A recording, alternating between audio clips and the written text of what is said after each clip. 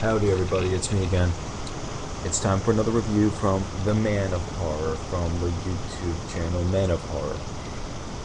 Now, I was originally going to do a review for the movie Let the Right One In, which, with my luck, it got stolen from me again. I guess I'll just do that on my account someday. I'm trying not to do the whole, two reviews of the same movie on the same channel. So, I sunk in. I was going through my horror collection. I was like, what horror should I show? Gotta find some horror. We need some horror here. And then I'm just like, oh my goodness, how could I have overlooked this? And then I'm just like, oh, I pulled out Blood Feast. Oh man, Blood Feast. Oh, if you haven't seen Blood Feast, you don't know what you're missing. This is the world's first gore film. There were movies that showed blood and high amounts of violence before this, but this was the first movie to actually be labeled as a gore fest splatter flick. It could also be considered one of the earliest slasher films. Now this falls under the it's so bad it's good. The acting is terrible. I can just sum this up with you. The main villain, who is that guy right there. I'm not giving anything away. You already know that from the beginning. He says, would you like to have an authentic Egyptian feast? Or something like that. It's hilarious. It's the greatest thing you'll ever see in your life. It's one of the greatest things I've seen. I was just cracking up laughing when I saw it.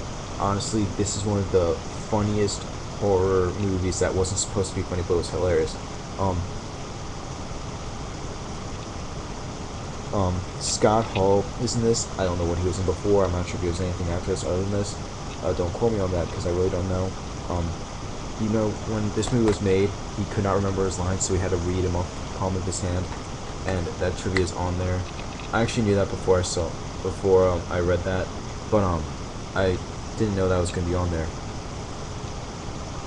This is a Herschel Gordon Lewis film. This is I think it's his first film. Well, it's his first horror film anyway. He did the Wizard of Gore movie, 2000 Maniacs, and Color Me Blood Red. 2000 Maniacs was actually pretty good. I was surprised. I never saw Color Me Blood Red. I obviously saw Wizard of Gore. You saw that review. This is all around a good movie. I highly recommend checking it out. The plot is about this one lady, Mrs. Vermont, who wants to have this special thing done for her daughter's birthday.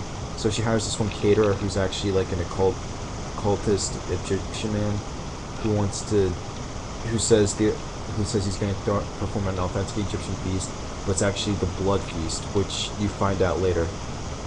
And he goes around just killing women. Literally, all he does is kill women. And they're trying to figure out how these murders are happening. So it's like a horror movie combined with somewhat of a mystery film with a lot of blood.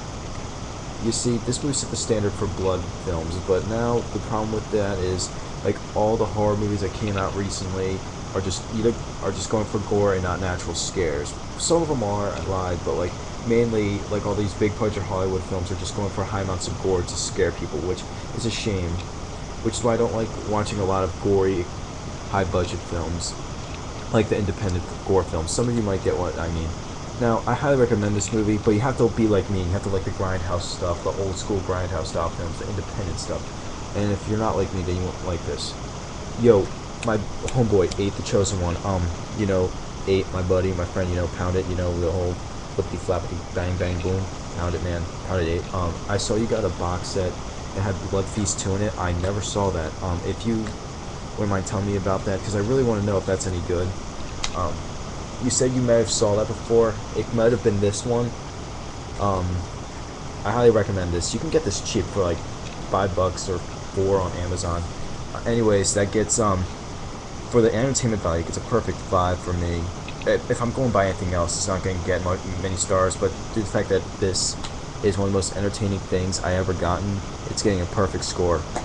Anyways, I highly recommend it if you like grindhouse score films. Anyways, later.